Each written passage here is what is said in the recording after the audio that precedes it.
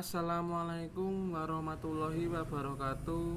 Perkenalkan, kami dari kelompok 5 matkul apresiasi drama.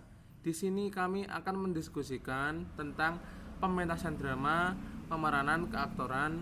Saya Nur Antoni Priambodo sebagai moderator dan penyaji satu. Penyaji kedua Wakidatul Khairiyah. Penyaji ketiga Elok Dwi Aprilianti. Penyaji keempat Arum Rosyana Dewi.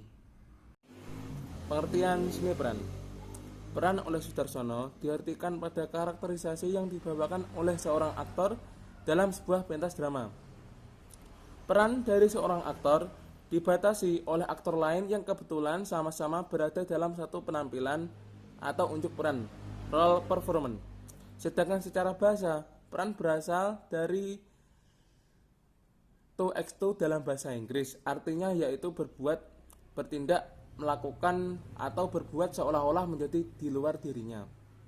Oleh karena itu, setiap lakon dari cerita yang sama namun dibawakan oleh orang yang berbeda, maka akan terjadi perbedaan penafsiran dalam membawakan peran. Dengan demikian, sangat relevan dengan alasan mengapa peran adalah seni tersendiri.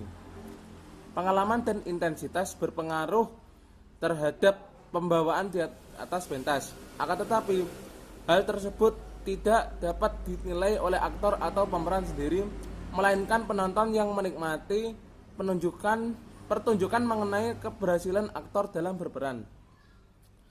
Berdasarkan uraian di atas, penting untuk mengetahui bahwa seni peran memiliki jenis tersendiri, terutama dalam teater tradisional rakyat seperti dalam buku berjudul Topeng Banjit Karawang. Dewasa ini sebuah tinjauan deskriptif karya Sambung yang membaginya menjadi 3 jenis antara lain.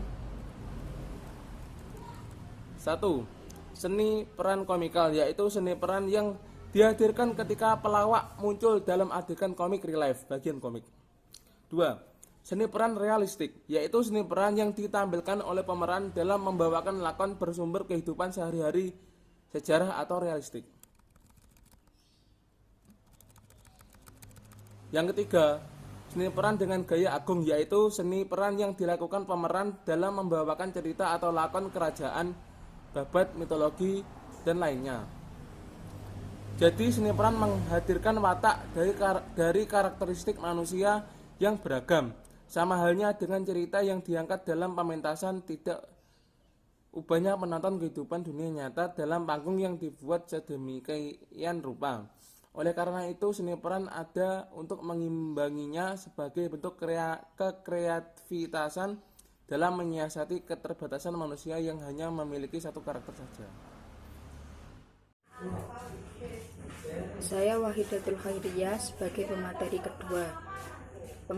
Materi yang kedua yaitu unsur-unsur seni peran. Unsur-unsur seni peran dibagi menjadi 9. Yang pertama yaitu lakon. Lakon artinya melakukan atau melakoni cerita yang dilakukan oleh seorang tokoh.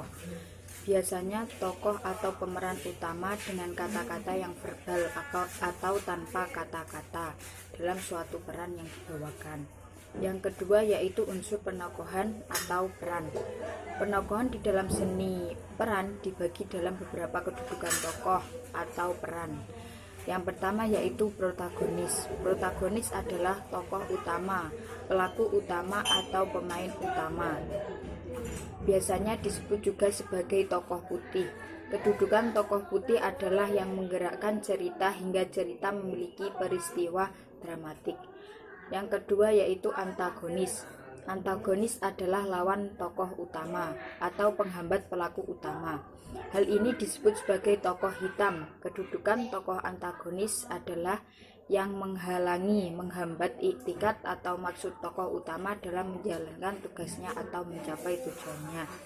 Yang ketiga, deuteragonis. Deuteragonis adalah tokoh yang berpihak kepada tokoh utama. Biasanya, tokoh ini membantu tokoh utama dalam menjalankan itikadnya. Kadangkala, tokoh ini menjadi tempat pengaduan atau memberi nasihat kepada tokoh utama. Yang keempat, foil. Foil adalah tokoh yang berpihak kepada lawan tokoh utama. Biasanya tokoh ini membantu tokoh antagonis dalam menghambat iktikat tokoh utama. Kadangkala tokoh ini menjadi tempat pengaduan atau memberi nasihat yang memburukkan kondisi kepada tokoh antagonis. Yang kelima yaitu tretagonis. Tretagonis adalah tokoh yang tidak memihak kepada salah satu tokoh, lebih bersifat netral. Tokoh ini biasanya memberi masukan-masukan positif kepada kedua belah pihak untuk mencari jalan yang terbaik. Yang keenam yaitu confident, adalah tokoh yang menjadi tempat pengutaraan tokoh utama. Pendapat-pendapat tokoh utama tersebut pada umumnya tidak boleh diketahui oleh tokoh-tokoh lain selain tokoh tersebut dan penonton. Yang kedelapan, raisonner, adalah tokoh yang menjadi corong bicara pengarang kepada penonton. Yang kedelapan yaitu ada utility, adalah tokoh pembantu baik dari kelompok hitam atau putih. Unsur yang ketiga yaitu unsur tubuh. Tubuh dengan seperangkat anggota badan dan ekspresi wajah merupakan unsur penting yang perlu dilakukan pengolahan atau pelatihan agar tubuh kamu memiliki stamina yang kuat, kelenturan tubuh dan daya refleks atau kepekaan tubuh. Untuk memperoleh tujuan tersebut, seorang pemain harus rajin dan disiplin melakukan olah tubuh sebagai materi penting yang akan dibahas melalui teknik seni peran. Unsur yang keempat yaitu unsur suara. Suara atau bunyi yang dikeluarkan indera mulut dan hidung melalui rongga dan pita suara adalah salah satu unsur seni peran yang berfungsi untuk penyampaian pesan seni peran melalui bahasa verbal atau pengucapan kata-kata. Unsur yang kelima yaitu unsur penghayatan. Penghayatan adalah penjiwaan, mengisi suasana perasaan hati, kedalaman sukma yang digali yang dilakukan seorang pemain ketika membawakan seni perannya di atas pentas. Unsur yang ke-6 yaitu unsur ruang. Ruang dalam seni peran merupakan unsur yang menunjukkan tentang ruang imajiner yang diciptakan pemain dalam bentuk mengolah posisi tubuh dengan jarak rentangan tangan dengan anggota badannya. Yaitu ada gerak besar, gerak wajar, dan gerak menciut. Contoh gerak besar, biasanya pemain memperoleh suasana angkuh, sombong, menguasai, agung. Adapun ruang wajar dan bersahaja biasanya dilakukan seorang pemain pada suasana akrab, status sama, damai, tenang, dan nyaman.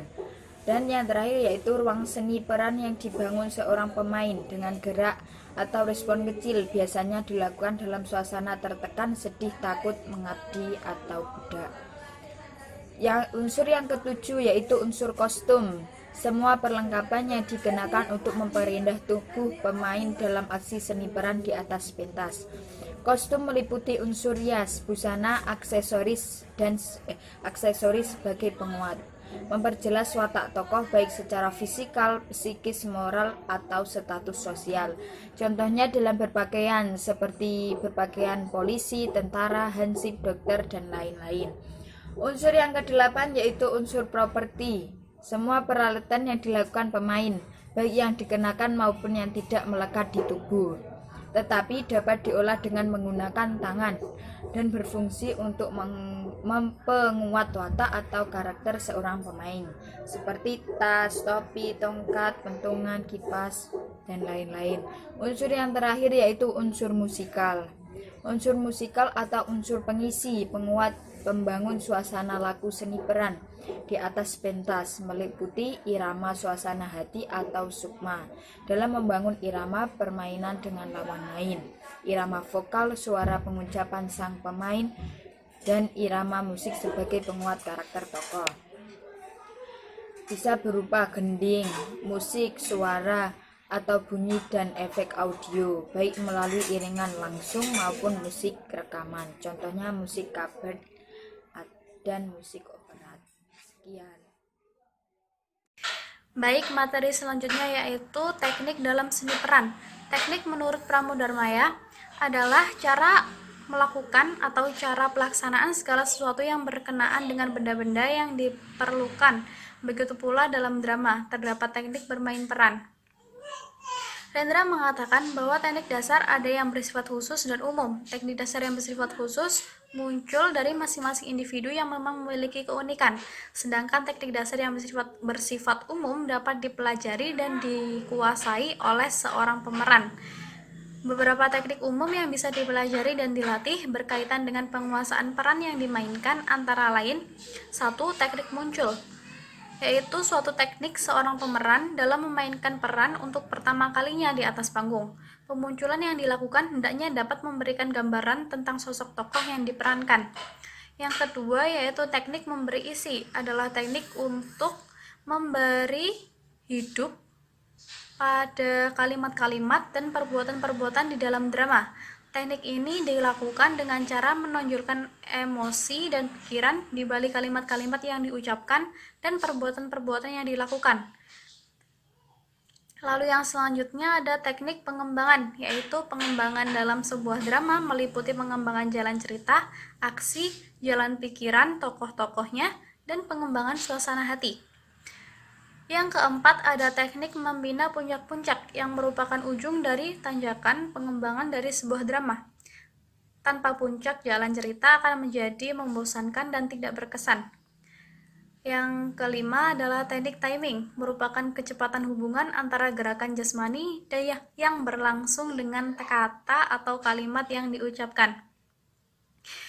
Yang keenam adalah teknik pemeranan dengan cara mengulang-ulang latihan yang sedang dilakukan sampai menemukan teknik yang paling pas. Latihan ini dapat dilakukan dengan melakukan pengulangan emosi, pengulangan cara bicara, dan pengulangan gerakan.